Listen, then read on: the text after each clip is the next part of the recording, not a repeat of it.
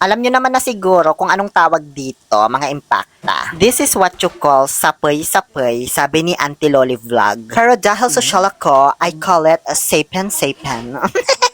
So, una sa lahat, nahirapan talaga akong maghanap ng rice flour dito sa palengke namin. Puro glutinous yung paninda. Kung saan ako naghanap, buti na lang meron sa Kabakungan. Andito na ako sa bahay, kaya simulan na natin ang pagluluto.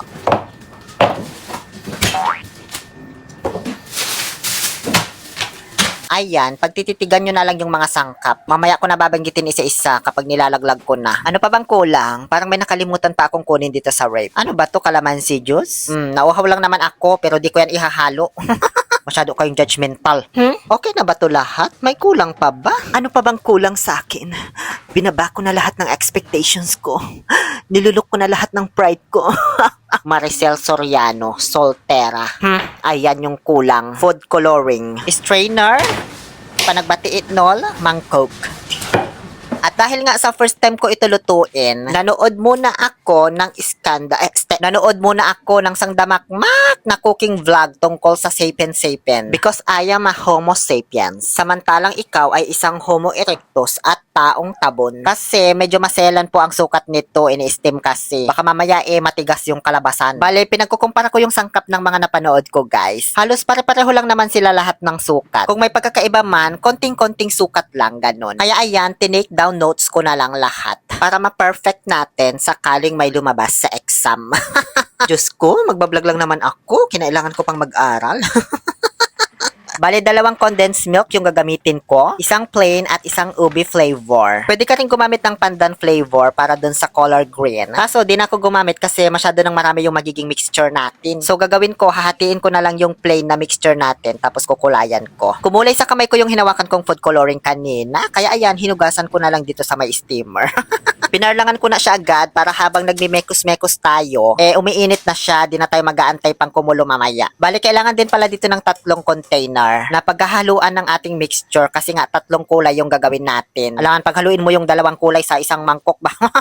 O, eto makinig kayo ha. Sa isang latang condensed milk, yung ganyan kalaki sa nakikita ninyo, kailangan dyan ng 2 cup ng glutinous rice flour at 1 cup ng rice flour. Kung wala ka namang rice flour, pwedeng 3 cup ng glutinous rice flour na lang. Ang purpose kasi ng rice flour, para lang mabalance at hindi masyadong sticky yung ating sapen-sapen. Ang hirap naman salain to. Ayaw malaglag, wag na nga lang. Sa ibang napanood ko, 3 1/4 cups yung ginagamit na flour. Pero yung 3 cups ang sinunod ko kasi yun yung majority. Tapos natatakot din kasi ako baka maging matigas yung ating sapen-sapen kapag in-steam mo na. Ganon din sa kabila, yung OB flavor na mixture natin. 2 cups of glutinous rice flour and 1 cup of rice flour. Naubusan pa ako ng glutinous, Diyos ko. Buti na lang may stock ako sa rape.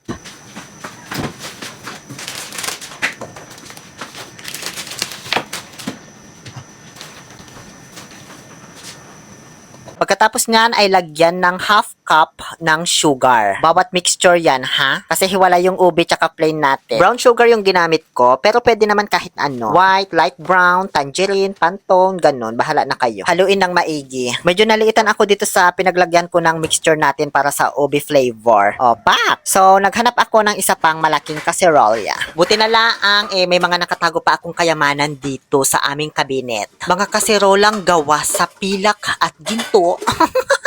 Charot. Mga galing Saudi ito, nabili ko. Ayan, sakto na yan dyan sa lagayan niya ngayon. Feeling ko kasi lulup pa siya dyan sa mangkok kapag nilagyan na natin ng gata ng niyog tsaka condense. So, iniulit ko, bawat mixture po natin, naglalaman ng 2 cups of glutinous rice flour, 1 cup of rice flour, and 1/2 cup of sugar. Paulit-ulit tayo dito. Ngayon naman ay lalagyan na po natin ng gata salvaje. According to my investigation, 2.5 cups of coconut milk. Bali, hindi yan puro na coconut milk, may halong tubig na. Kasi konti lang yung nabili kong gata. Pero nasa sa inyo na yan kung pupuruhin nyo yung gata o hindi. Ang mahal pa naman ng kukumama na ginamit ko, 35 isa tapos 1 cup lang makukuha mo. Tamad na kasi akong magpiga-piga pa ng nyugbi. Matrabaho pa naman tong ginagawa ko ngayon. Ayan kinulang pa yung 1/2 cup natin. So, dinagdagan ko na lang ulit ng tubig. Ngayon, ibuhos na po natin ang condensed milk. Ayan. So, okay na po yan. Haluin na lang natin ng maigi. Dito ko na rin pala nagamit yung strainer para mas madurog pa siya at mawala yung mga buo-buo.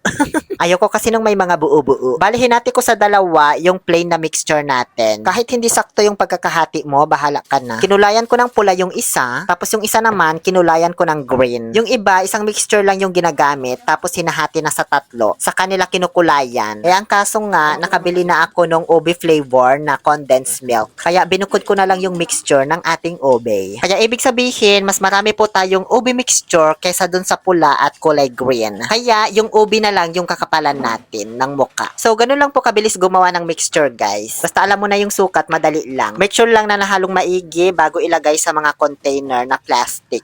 Katulad mo. Bago ko lagyan yung mga container, syempre binarnisan ko muna ng melted butter. O, diba? May pang barnish na ako. Bagong-bago yan, no? Nabili ko sa DIY.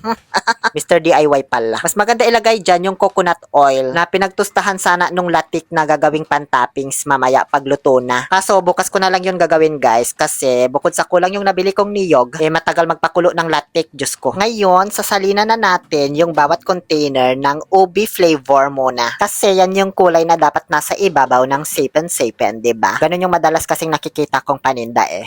Para sa sukat ng ilalagay mo, tansya na lang yan, B. Kung gaano kakapal ilalagay mo. Depende na lang yan sa laki ng lagayan mo at sa dami ng nagawa mong mixture. 4 lang muna ginawa ko kasi 4 lang yung kasya sa aming steamer. Takpan ko lang muna ng aking pinaglumaang damit. Itong takip ng ating steamer para hindi tumulo sa ating sapin-sapin yung mga pawis-pawis niya sa itaas. Labahan naman yan, huwag kayo mag-alala. Ngayon, proceed na tayo sa oras or time management kung gaano katagal ito i-steam. Iba-iba yung napanood ko, be. Sabi nung iba, 8 minutes yung interval bago mo ilagay yung susunod na kulay. May iba naman, 10 to 15 minutes. Pero sa part ko, as long as nakikita nyong dry na yung ibabaw, yung tipong hindi na maghahalo yung kulay kapag binuhos mo na dyan, pwede mo nang ilaglag yung second layer. Ganon yon, siguro around 5 minutes lang. Ang purpose ko kasi dyan para makahabol at hindi mapag-iwanan sa pagkaluto yung ibang mga kulay. Kunti lang yung green, kaya manipis lang ang nilagay ko. Next layer is the color red. Same process pa rin. Tamang monitoring lang ang kailangan dito, B. Bale, dino-double check ko siya gamit ang toothpick para malaman kung basa-basa pa ba. Pero pwede mo din namang i-touch your body na lang. Touch by your hands, ganon. Pag dumikit yung kulay sa kamay mo, ibig sabihin basa pa, ganon. At kapag nailaglag mo na lahat ng layer, hahayaan mo na siya ngayong ma-steam for 15 to 20 minutes. Or pwede mo pang i-extend kapag alam mong hilaw pa. Tusok-tusokin mo na lang ng toothpick. Kapag basa-basa pa sa ilalim, ibig sabihin, hilaw pa. So habang inaantay kong maluto yung first batch of housemates, ni-ready na namin ni Nana yung iba pang mga lagayan. Konti lang yung plastic container na nabili ko. Kaya itong Llanera from Lemery, Batangas na lang ang gagamitin namin. Alam nyo, sa totoo lang, nagkamali ako dito, guys, ng nabiling container. Sana yung isang buong malaki na lang na bilog kasi panghanda lang pala namin ito, hindi namang pantinda. Ang tagal kasi mag-steam, Diyos ko. Kaya ilang salang patuloy gagawin namin. Kaya kung panghanda nyo lang naman, hindi namang pangbenta yung gagawin ninyo, mas maganda yung isang buong malaki na lang ang gagamitin ninyo. Tapos hiwa-hiwain nyo na lang pagluto na. So dahil nga sa nagmamadali na kami ni Nanay, kasi nga may pupuntahan pa ako, no choice, ginamit na namin yung second layer ng aming steamer para sabay-sabay na siya. Kaso mas lalo kaming nahirapan, B, kaya hindi ko to recommended na mag 2 layers kayo ng steamer kapag sapin-sapin gagawin ninyo. Hassle siya talaga as in. Lalo't every color, every use. Every color, kailangan mong buksan, diba, para ibuhos. So, ayun, basta hassle siya. Huwag nyo tong gawin, lalo't hindi naman kayo magtitinda at hindi naman maramihan yung gagawin yung sapin-sapin. At sa wakas, ayan, luto na po yung first batch of housemates. Kaya inacure ko na at pinalamig dito sa may lamesa. Iniwan ko muna dyan saglit at pinasuyo ko kay Nana yung ini-steam ko. Siya na muna magbantay dyan kasi dadalhan ko ng merienda sa bukid yung kapatid ko. Nagpapatubig siya kasi ngayon, Diyos ko, sumabay pa tong mga nagmamais dito sa amin ba? Pagkatapos ng magmerienda, ayan, kinuha ko na agad kahit hindi pa niya ubos. Bakit? Kakainin ko to mamaya pag-uwi. Hindi na kasi ako nakimerienda pa kasi nagmamadali na ako. Pag-uwi ko sa bahay, dali-dali kong pinuntahan si Nanay upang kumustahin kung ano nang bagong balita sa niluluto niya. Bale, patapos naman na siya dyan. Di ko naman na pinakialaman kung anong naging resulta ng mga iniwan kong sapin-sapin sa kanya. Ang mahalaga kasi sa akin, meron ng 4 na nauna na ipapakita ko sa inyo para i-food taste. Alam nyo, pagsalim ko pa lang sa plato nung sipin-sipin guys, laking tuwa ko na talaga agad. Kasi kuhang-kuha talaga yung texture na hinahanap ko as in. Perfect na ito para sa akin talaga. Hindi matigas at hindi rin masyadong malambot. Ganyan siya diba? Kulang na lang talaga ng latex sa ibabaw. Para sa lasa naman, nalasahan at naamoy ko yung ube, kaso yung dalawang layer, parang simpleng malagkit lang siya na may gatas at asukal. Wala kasi akong pandan essence para doon sa green, tsaka strawberry para doon sa red. First time ko pa lang naman kasing gawin to, kaya hindi ako masyadong nag-focus doon sa flavor. Mas nag-focus ako doon sa magiging texture niya. Kasi yun yung mas mahalaga. Sa susunod na lang tayo mag-focus doon sa flavor. Lagyan natin ng langka, ganyan.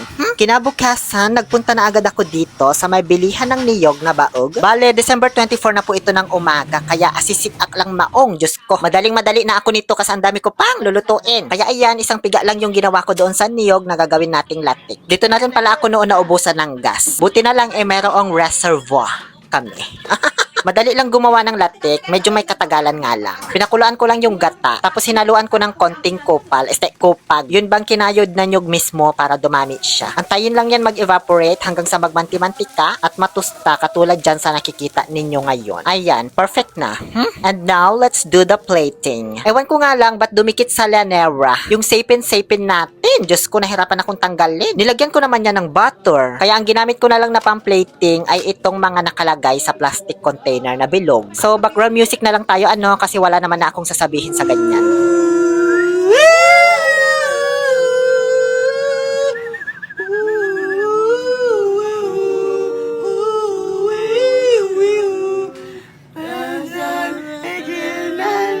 Bale, nilipat ko pala siya sa dalawang plato na puti kasi hindi mabista doon sa clear glass. Ang ganda niya tignan guys, very colorful. Bagay na bagay talaga sa Pasko. Kaso tapos na yung Pasko nung na-edit ko to. So, next year nyo na lang lutuin. Hindi, pwede rin naman ito sa bagong taon. Mas maganda nga magluto ng malagkit tuwing bagong taon. Piyan mas malot so panaarawan yo. Ganon ang ibig sabihin nun. Kaya dapat lagi kayong may handang malagkit tuwing bagong taon. Yun lamang po. Muli ito po ang inyong Happy Pill Oliver Castro na nagsasabing, no to toxicity, let's make people happy. Marami pang kasunod to be. Nagluto pa akong kabsa tsaka air fried chicken nung Pasko.